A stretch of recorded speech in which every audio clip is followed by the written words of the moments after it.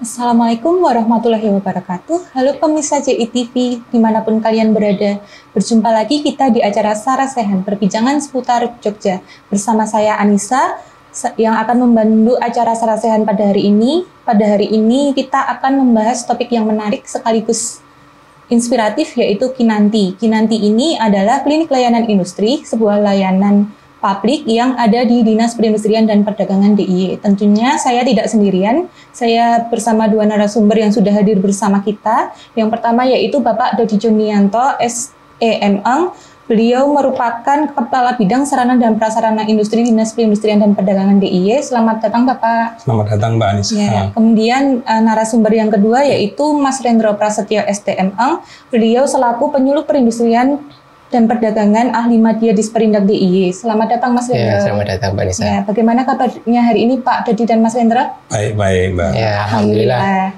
Ya, Pak Dodi, Mas Rendro, kita nanti akan membicarakan tentang Kinanti. Ya. Nah, saya akan tanya ke Pak Dodi terlebih dahulu, selaku Kepala Bidang Sarana dan Prasarana Industri ya Pak. Apa sih Pak latar belakangnya dibentuknya klinik konsultasi industri ini Pak, Kinanti ini? Iya, matur nuwun Mbak Anissa. Jadi gini, latar belakang pembentukan klinik layanan industri ini dilatar belakangi oleh kompleksitas tantangan yang dihadapi oleh pelaku industri kecil dan menengah di daerah istimewa Yogyakarta, mulai dari keterbatasan akses informasi, ketidakpahaman akan regulasi, hingga lemahnya jejaring dalam kemitraan. Sehingga hal inilah yang melatar belakangi kami membentuk klinik layanan industri atau akronimnya Kinanti. Begitu Mbak Anissa. Ya, terus apa sih Pak lingkup layanan yang diberikan oleh Kinanti nantinya Pak? Lingkupnya sangat banyak, ini beragam, mulai dari pendampingan legalitas usaha seperti penerbitan nomor induk berusaha dan izin operasional, kemudian fasilitasi program strategis pemerintah, di dalamnya ada SIINAS, Sistem Informasi Industri Nasional, dan tingkat kandungan dalam negeri atau TKDN. Kedepannya akan dikembangkan lagi adalah sertifikasi SNI, dan lain sebagainya terkait dengan sektor industri. Kemudian masih ada juga konsultasi teknis produksi dan manajemen mutu. Kemudian ada bimbingan desain produk dan kemasan berbasis pasar. Kemudian transformasi digital industri. Jadi di dalam klinik ini istilahnya para pelaku usaha, pelaku industri kecil menengah bisa untuk bercurhat, curcol kepada nanti yang mengawal, yang menggawangi di klinik layanan industri ini, Mbak Anissa. Ya, berarti kan klinik ini nantinya kan sebagai layanan konsultasi ya Pak. Berarti kan ada petugas konsultasinya. Nah, itu tuh dari internal atau eksternal Pak? Iya, untuk saat ini petugasnya dari internal, dari dinas sendiri. Karena dengan keterbatasan lingkup waktu, kami sementara akan optimalkan dari tenaga internal. Tapi tidak menutup kemungkinan ke depannya nanti kita akan melibatkan praktisi maupun akademisi yang terkait dengan urusan industri. Begitu Mbak Anissa. Oh ya. Kemudian berbincang tentang konsultan, saya ingin bertanya kepada Mas Rendro dulu nih Pak. Ya. Apakah ada kriteria khusus untuk menjadi konsultan di Kinanti nanti Mas? Ya, sebenarnya kalau bicara tentang konsultan ya secara umum ya Mbak Anissa ya. Karena disampaikan Pak Dodi tadi bahwa Kinanti ini nanti akan menerima curhatan dari para pelaku industri ini. Jadi syarat mutlaknya apa? Yang pertama harus seorang konsultan ini harus bisa mendengarkan. Jadi harus bisa mendengarkan keluh kesah dari para pelaku usaha yang datang itu. Ya, ketika kita bisa menjadi pendengar yang baik, maka kita akan bisa melihat sebenarnya apa yang menjadi permasalahan utama mereka. Nah, barulah kita akan bisa memberikan solusi-solusi. Nah, yang kedua syaratnya adalah kita akan harus bisa memberi solusi teknis atas permasalahan yang mereka hadapi.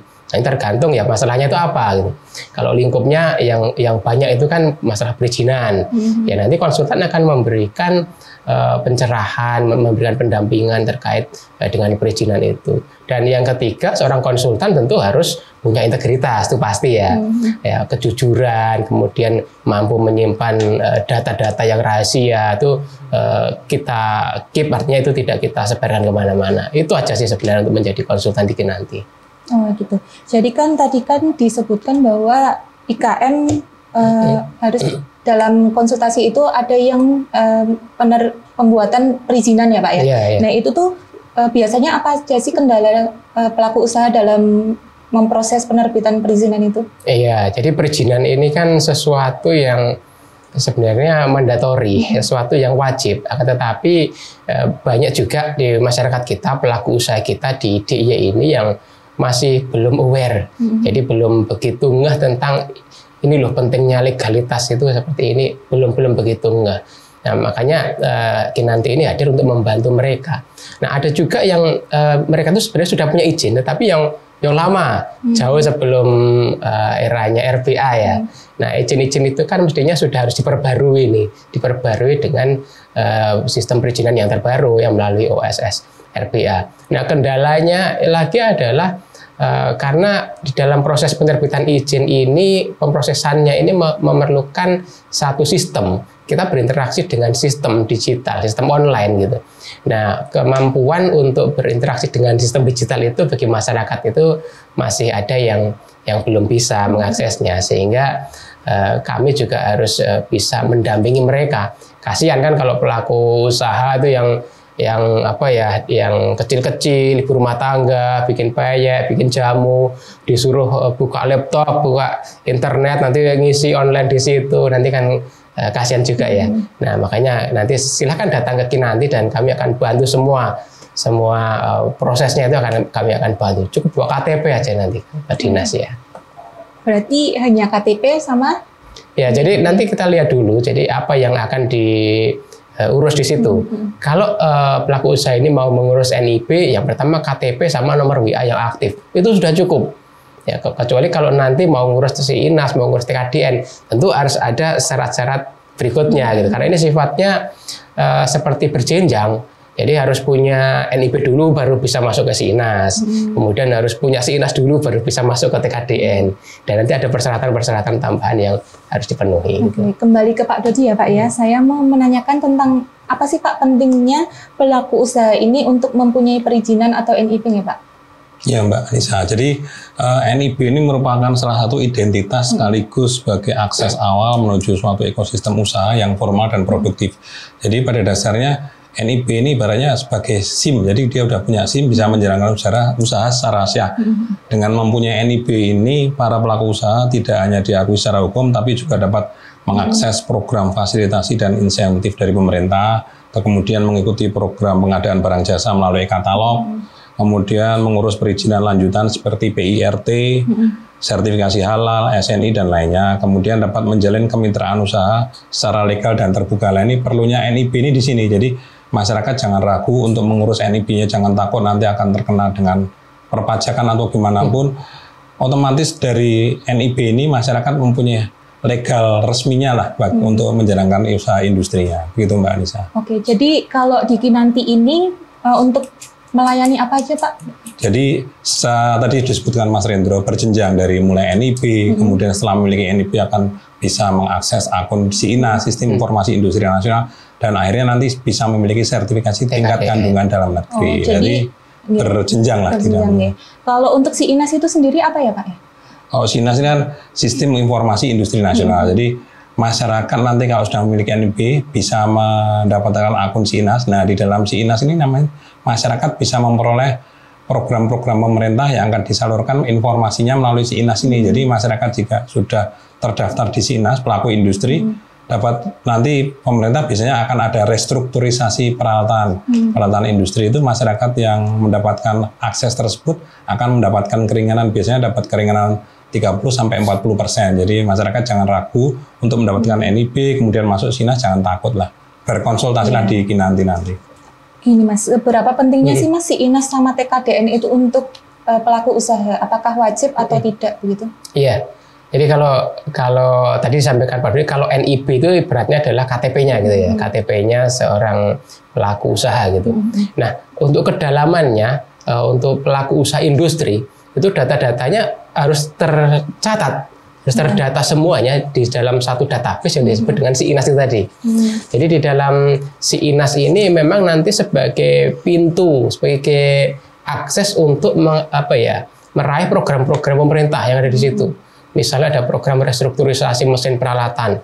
Ini adalah satu bentuk pemberian rembes lah. Jadi ketika pelaku usaha membeli mesin misalnya 100 juta, nanti bisa dirembes oleh pemerintah 30%-nya dalam bentuk uang cash gitu, tunai gitu. Nah, ini kan sesuatu yang menarik bagi mereka. Memang kuncinya adalah harus masuk dulu di SINAS. Itu contohnya gitu. Dan nanti banyak program-program yang lain, termasuk juga TKDN ini. TKDN ini juga harus login ke SINAS dulu baru bisa buka sertifikat TKDN gitu. Tapi banyak nggak Mas pelaku usaha ini udah tahu tentang pentingnya mempunyai NIB, SINAS sama TKDN ini udah pada tahu atau belum gitu? Ya kalau kita lihat data memang masih sedikit ya. Kalau dihitung dari potensi yang ada di DIY masih relatif kecil. Capaian untuk pelaku industri itu yang masuk ke SINAS ataupun yang aware dan sampai ke sertifikasi TKDN itu masih kecil Mbak Anissa. Dan di kami di Sperindak ini memang sedang menggencarkan itu. Jadi kami tahun ini ada beberapa kali sosialisasi SINAS itu di beberapa titik yang ada di sentra-sentra di wilayah DIY. Kemudian juga ada program-program untuk mempercepat sertifikasi TKDN yang tahun ini diharapkan bisa tercapai. Ya paling tidak 100 sertifikat TKDN itu bisa tercapai lah nanti. Gitu. Terus Pak Dodi, apa ya Pak tantangannya yang dihadapi implementasi di awal pembentukan Kinanti ini Pak? Tantangannya adalah tanggapan dari masyarakat itu sendiri. Pemerintah sudah hadir, menghadirkan suatu layanan, kembali lagi kepada masyarakat, apakah mau untuk memberikan umpan balik, istilahnya balik ke feedback ke kita, dan akhirnya datang ke dinas untuk melakukan konsultasi ke kita. Tapi jika itu tidak terjadi, hadirnya pemerintah terkesan muspro lah dalam bahasa Jawanya. Jadi kan kita sudah menyediakan, tapi masyarakat tidak proaktif menyambutnya, jadi sama aja Mbak. Gitu. Terus bagaimana sih Pak masyarakat atau pelaku usaha ini mengakses layanan Kinanti? Apakah secara offline atau secara online bisa? Misal melalui WA gitu? Oh, untuk saat ini layanannya karena masih keterbatasan waktu ya, jadi setelah launching kita baru pelayanan secara offline. Kedepannya kami akan kembangkan secara bentuk digital ya, melalui media sosial dan juga melalui Instagram kami, di Instagramnya Dinas Perindak, itu nanti informasi-informasi bisa kami sampaikan Mbak. Oke. Terus Mas Rendro, bagaimana pendekatan konsultan Kinanti ini kepada pelaku industri? Ataukah menyadarkan atau memaksa mengikuti regulasi? Ya, ini pendekatan ini memang sesuatu yang harus kita lakukan secara hati-hati ya, karena kita berinteraksinya bukan dengan objek mati, tapi kita berinteraksinya itu dengan manusia. Jadi pendekatan yang kami lakukan di Kinanti itu lebih bersifat humanis lah gitu. Jadi kita berupaya untuk menyadarkan Mbak Anissa. Jadi kita kasih contoh-contoh, ini loh contohnya kalau punya izin, kalau nggak punya izin nanti konsekuensinya, kalau ada case-case tertentu nanti dampaknya itu seperti ini. Nah, hal-hal seperti itu yang kami sampaikan di dalam sosialisasi, di dalam kami memberikan konsultansi kepada para pelaku usaha yang datang ke Kinanti ini. Ya harapannya mereka kemudian terbuka pikirannya, terbuka tergerak kemudian untuk mengurus perizinan itu mulai dari NIB, kemudian masuk ke SINAS, kemudian masuk ke TKDN itu. Jadi lebih pendekatan yang bersifat humanis tadi Mbak Nisa. Terus apakah penyuluhan dilakukan secara aktif di lapangan atau hanya menunggu pelaku usaha untuk datang ke dinas perindustrian Mas? Iya, dua-duanya dilakukan di Kinanti. Jadi kami di klinik layanan industri memang standby, jadi Bapak Ibu yang mau datang ke dinas, datang ke Kinanti silakan. Setiap hari, yang penting jam kerja ya, jam kerja kami ada yang siap untuk melayani Bapak Ibu semuanya. Nah kemudian kami pun juga aktif nanti di luar dinas, di beberapa titik kami juga melakukan pendampingan seperti di Gunung Kidul, di Kulon Progo, melalui event-event yang dilaksanakan oleh dinas sendiri maupun oleh dinas kabupaten kota. Kita bisa masuk ke situ, kemudian kita melakukan pendampingan di dalam acara itu. Bisa disebutkan sekali lagi Mas, persyaratan apa saja yang harus dipersiapkan pelaku usaha untuk mengakses layanan Kinanti seperti NIB, SINAS, dan TKDN supaya pelaku usaha ini sudah tahu apa saja persyaratannya sehingga nanti kalau mereka datang ke layanan Kinanti sudah siap untuk dilakukan pemrosesan gitu Mas. Dia beda-beda ya. Yang pertama untuk NIB dulu nih. Bapak Ibu yang ingin mendaftarkan nomor induk berusaha atau NIB, nanti cukup bawa KTP dan nomor WA yang aktif. Itu saja cukup ya. Nanti bisa langsung diproses NIB-nya 10 menit terbit gitu. Kemudian untuk pendaftaran SINAS, syaratnya adalah NIB-nya harus jadi dulu. Ya, NIB jadi, kemudian bawa NPWP. Udah cukup itu aja. Nanti dapat akunnya. Ya, kemudian kalau sudah dapat akun, baru nanti proses pengisian data itu yang agak banyak ya. Kemudian yang ketiga adalah untuk sertifikasi TKDN. Nah, sertifikasi TKD ini syaratnya apa? Harus punya akun SIINAS dulu dan datanya diisi lengkap dulu. Kemudian nanti dilengkapi berkas-berkas yang lain. Karena TKDN ini kan tingkat komponen dalam negeri akan melihat seberapa persen, jadi komposisinya antara dalam negeri luar negeri itu berapa persen. Jadi Bapak Ibu pelaku usaha nanti perlu mengumpulkan nota-nota pembelian material, pembelian bahan baku itu yang dilakukan untuk produksi mereka. Nah, nanti itu dikumpulkan kemudian kami scan nanti menjadi PDF dan kami bantu untuk upload di dalam sistem. Ternyata banyak juga ya Mas ya. Yeah. Terus buat Pak Dodi ini, apa harapan Bapak terhadap Kinanti ke depannya Pak? Harapannya adalah nanti klinik layanan ini akan bertumbuh dan berkembang menjadi suatu ruang pembelajaran dan pemberdayaan industri secara berkelanjutan. Jadinya saya sesuai arti dari tembang Kinanti ini yang merupakan bahwa tembang Jawanya adalah ngayomi, ngajeni, dan ngopeni. Kita akan berusaha membimbing dan membantu para pelaku usaha industri kecil menengah di daerah istimewa Yogyakarta untuk mendapatkan akses legalitas maupun informasi tentang perindustrian. Itu Mbak Anissa. Oke. Kalau untuk menjaga kualitas Kinanti ini bagaimana Mas?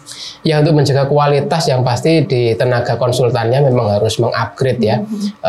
Kemampuan skill teknisnya, wawasannya harus selalu di-upgrade karena kita ini melayani masyarakat dasarnya adalah regulasi. Sementara regulasi ini berkembangnya kan luar biasa ya. Perkembangannya sangat pesat, baik itu regulasi tentang perizinan maupun tentang TKDN ini berkembang.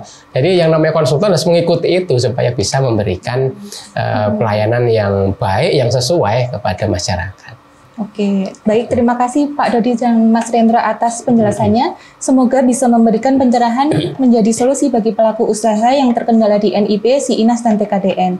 Terima kasih juga kepada penonton JITV yang sudah mengikuti acara Sarasehan pada hari ini. Jangan lupa kunjungi klinik layanan industri atau Kinanti di Dinas Perindustrian dan Perdagangan DIY setiap hari kerja, hari Senin sampai Jumat, pukul 7:30 sampai jam 2:30 sore.